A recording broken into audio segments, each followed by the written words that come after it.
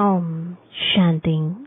आज 25 मई 2024 बाबा के महावाक्य हैं। मीठे बच्चे, बाप आए हैं तुम्हें सिविल चक्षु देने।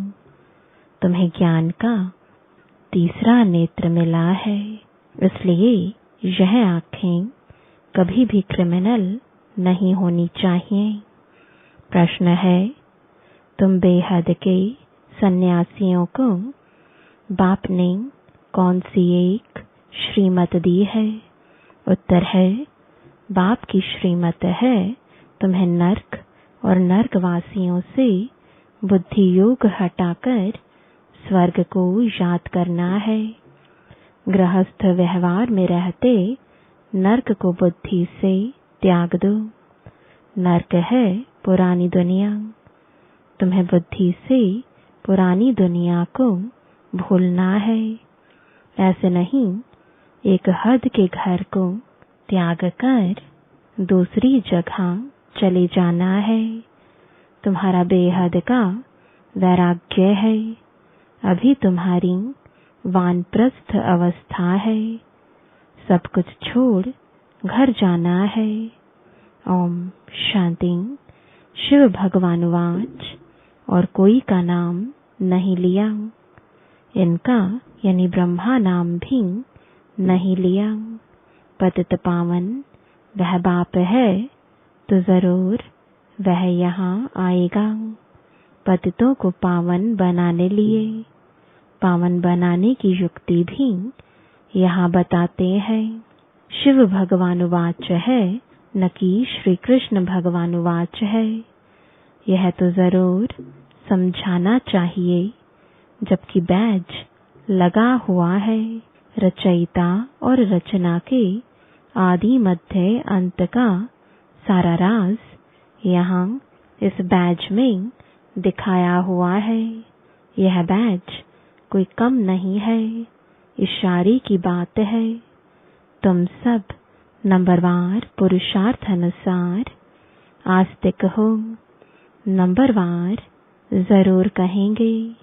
कई है जो रचता और रचना का ज्ञान भी नहीं समझा सकते हैं, तो सतुप्रधान बुद्धि थोड़े ही कहेंगे।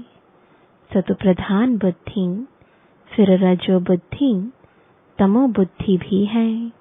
जैसा जैसा जो समझते हैं वैसा टाइटल मिलता है। यह सतुप्रधान बुद्धि, यह रजो बुद्धि है, परंतु कहते नहीं है। कहाँ फंक ना हो जाए। नंबरवार तो होते हैं।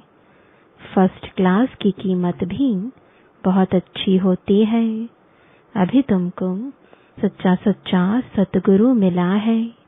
अभी तुम बच्चे जानते हो, जबकि सतगुरु मिला है वह तुमको एकदम सच्चा सच्चा बना देते हैं। सच्चे हैं देवी देवताएं, जो फिर वाम मार्ग में झूठे बन जाते हैं।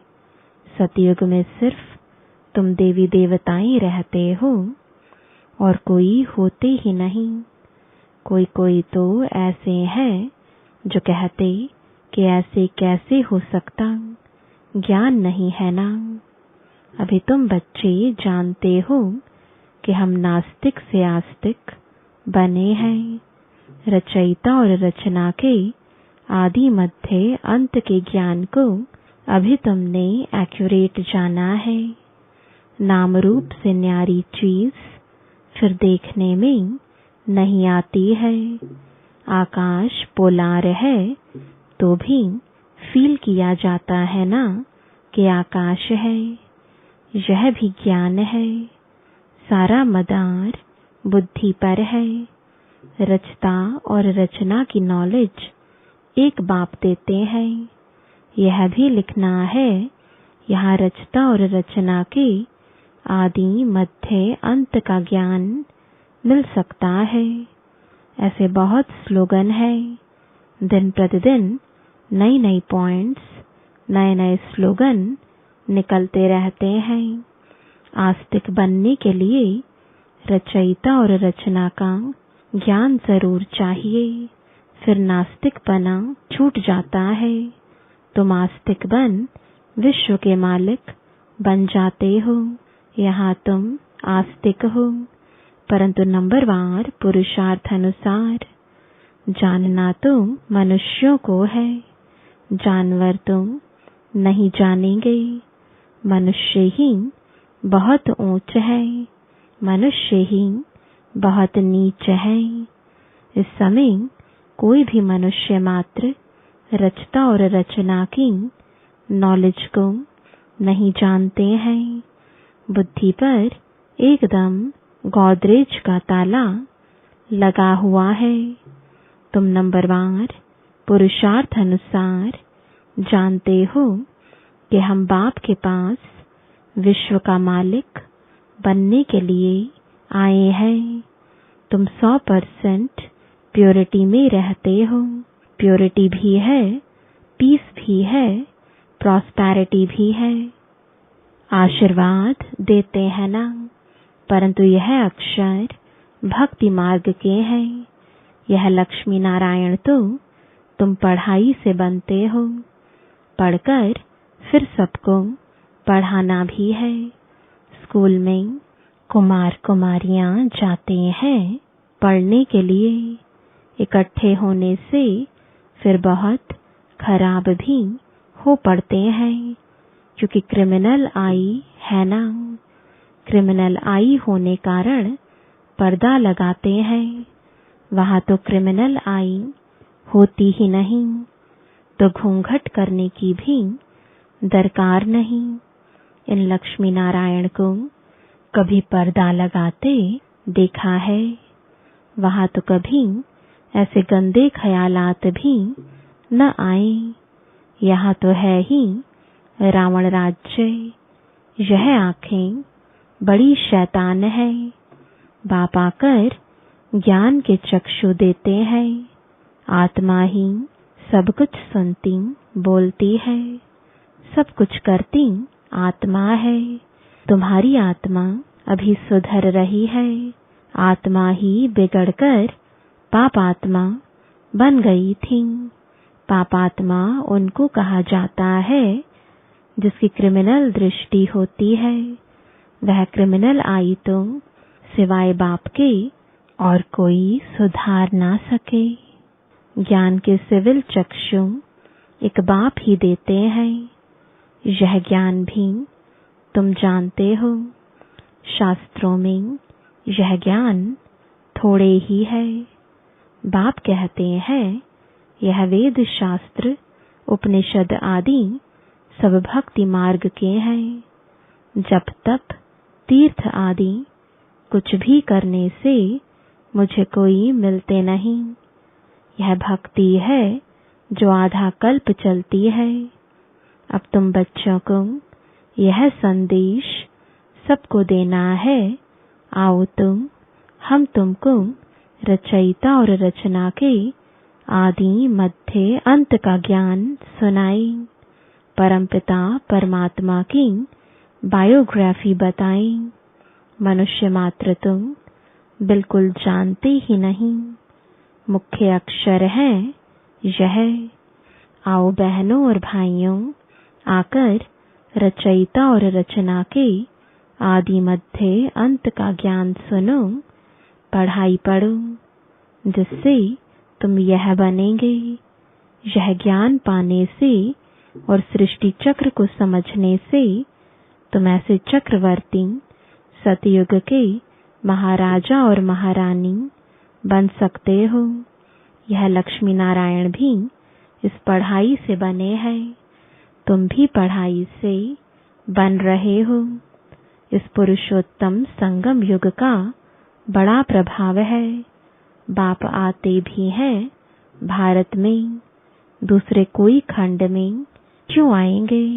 बाप है अविनाशी सर्जन, तो जरूर आएंगे भी वहां ही जो भूमि सदैव कायम रहती है। जिस धरती पर भगवान का पांव लगा वह धरनी कभी विनाश नहीं हो सकती। यह भारत तो रहता है ना देवताओं के लिए, सिर्फ यह चेंज होता है, बाकी भारत तो है सचखंड। झूठ खंड भी भारत ही बनता है, भारत का ही ऑल राउंड पार्ट है। और कोई खंड को ऐसे नहीं कहेंगे। सच्चा अथवा ट्रुथ भगवान ही आकर सचखंड बनाते हैं, फिर झूठ खंड रावण बनाते हैं, फिर सच की रत्ती भी नहीं रहती। इसलिए गुरु भी सच्चे नहीं मिलते हैं। वह सन्यासी फॉलोअर्स गृहस्थी, तो उनको फॉलोअर्स कैसे कहेंगे। अब तो बाप खुद कहते हैं बच्चे पवित्र बनो और दैवी गुण धारण करो। तुमको अभी देवता बनना है। सन्यासी कोई संपूर्ण निर्विकारी थोड़े ही है। खड़ी खड़ी विकारियों के पास जन्म लेते हैं। कई बाल ब्रह्मचारी भी होते हैं। ऐसे तो बहुत हैं, विलायत में भी बहुत हैं। फिर जब बूढ़े होते हैं तब शादी करते हैं संभाल के लिए। फिर उनके लिए धन छोड़कर भी जाते हैं। बाकी धन धर्माऊ कर जाते हैं। यहाँ तो उन्हों का बच्चों में बहुत ममत्व रहता है। 60 वर्ष के बाद बच्चों के हवाले करते हैं। फिर जांच रखते हैं, देखें हमारे पिछाड़ी ठीक चलाते हैं या नहीं। परंतु आजकल के बच्चे तो कहते हैं बाप वानप्रस्थ में गया तो अच्छा हुआ, चाबी तो मिल गई। जीते जी सारा खाना ही खराब कर देते हैं। फिर बाप को भी कहने लगते हैं कि यहाँ से निकल जाओ। तो बाप समझाते हैं प्रदर्शनी में, तुम यह लिख दो कि बहनों भाइयों आकर के रचता और रचना के आदि मध्य अंत का ज्ञान सुनो। इस सृष्टि चक्र के ज्ञान को जानने से तुम चक्रवर्ती देवी देवता विश्व के महाराजा महारानी बन जाएंगे। यह बाबा बच्चों को डायरेक्शन देते हैं। अब बाप कहते हैं यह है बहुत जन्मों के अंत का जन्म, मैं इनमें ही प्रवेश करता हूँ। ब्रह्मा के सामने है विष्णु। विष्णु को 4 भुजाएं क्यों देते हैं? 2 हैं मेल की, 2 है फीमेल की। यहाँ 4 भुजा वाला कोई मनुष्य थोड़े ही होता है। यह समझाने लिए है। विष्णु अर्थात लक्ष्मी नारायण ब्रह्मा को भी दिखाते हैं 2 भुजा ब्रह्मा की, 2 भुजा सरस्वती की। दोनों बेहद के सन्यासी हो गए। ऐसे नहीं सन्यास कर फिर दूसरी कोई जगह चले जाना है। नहीं, बाप कहते हैं गृहस्थ व्यवहार में रहते नर्क का बुद्धि से त्याग करो। नर्क को भूल स्वर्ग को बुद्धि से याद करना है। नर्क और नर्कवासियों से बुद्धि योग हटाए, स्वर्गवासी देवताओं से बुद्धि योग लगाना है। जो पढ़ते हैं उनकी बुद्धि में तो रहता है ना कि हम पास करेंगे, फिर यह बनेंगे। आगे गुरु करते थे जब वानप्रस्थ अवस्था होती थी। बाप कहते हैं मैं भी इनकी वानप्रस्थ अवस्था में ही प्रवेश करता हूँ, जो बहुत जन्मों के अंत के जन्म में है। भगवान वाच, मैं बहुत जन्मों के अंत वाले जन्म में ही प्रवेश करता हूँ।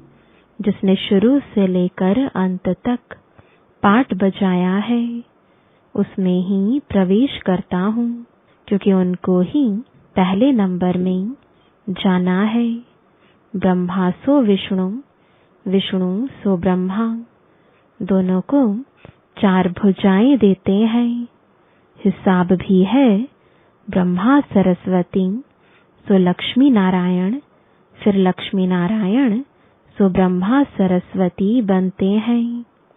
तो तुम बच्चे झट यह हिसाब बताते हो। विष्णु अर्थात लक्ष्मी नारायण 84 जन्म लेते लेते फिर आकर साधारण यह ब्रह्मा सरस्वती बनते हैं। इनका नाम भी बाद में बाबा ने ब्रह्मा रखा है। नहीं तो ब्रह्मा का बाप कौन? जरूर कहेंगे शिव बाबा। कैसे रचा, एडॉप्ट किया?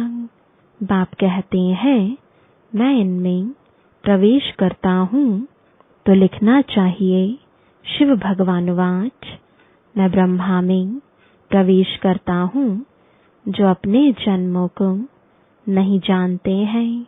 बहुत जन्मों के अंत के भी अंत में मैं प्रवेश करता हूँ। वह भी जब वानप्रस्थ अवस्था होती है तब आता हूँ, और जब दुनिया पुरानी पतित होती है तब मैं आता हूँ। कितना सहज बताते हैं।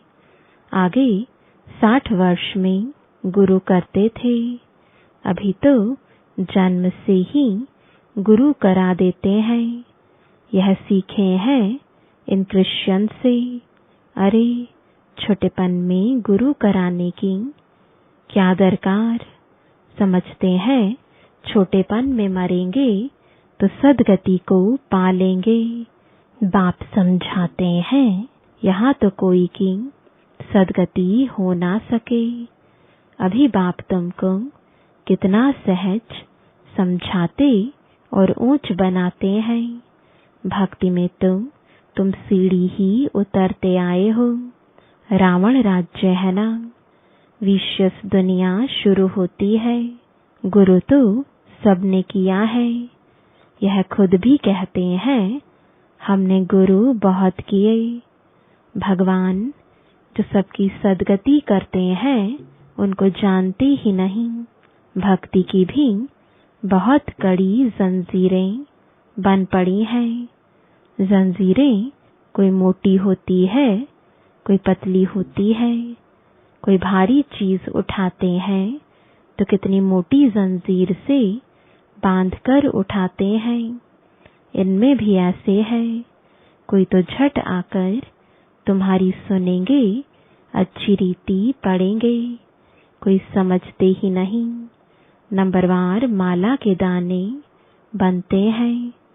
मनुष्य भक्ति मार्ग में माला से मरते हैं। ज्ञान कुछ भी नहीं है। गुरु ने कहा माला फेरते रहो, बस राम राम की धुन लगा देते हैं। जैसे बाजा बजता है, आवाज बड़ा मीठा लगता है, बस बाकी जानते कुछ भी नहीं। राम किसको कहा जाता, श्री कृष्ण किसको कहा जाता, कब आते हैं कुछ भी जानते नहीं। श्री कृष्ण को भी द्वापर में ले गए हैं। यह किसने सिखाया? गुरुओं ने। श्री कृष्ण द्वापर में आया तो बाद में कलयुग आ गया, तमो प्रधान बन गए। बाप कहते हैं मैं संगम पर ही आकर तमो प्रधान से सतु प्रधान बनाता हूँ। तुम तो कितने अंध श्रद्धालु बन पड़े हो। बाप समझाते हैं जो कांटे से फूल बनने वाले होंगे वह झट समझ जाएंगे। कहेंगे यह तो बिल्कुल सत्य बात है। कोई कोई लोग अच्छी रीति समझते हैं तो तुमको कहते हैं कि तुम बहुत अच्छा समझाते हो। 84 जन्मों की कहानी भी बरोबर है। ज्ञान सागर तुम एक बाप है जो आकर तुम्हें पूरा ज्ञान देते हैं। अच्छा, मीठे मीठे सिकिलदे बच्चों प्रति माता पिता बाप दादा का याद प्यार और गुड मॉर्निंग। रूहानी बाप की रूहानी बच्चों को नमस्ते। रूहानी बच्चों की रूहानी बाप दादा को गुड मॉर्निंग और नमस्ते।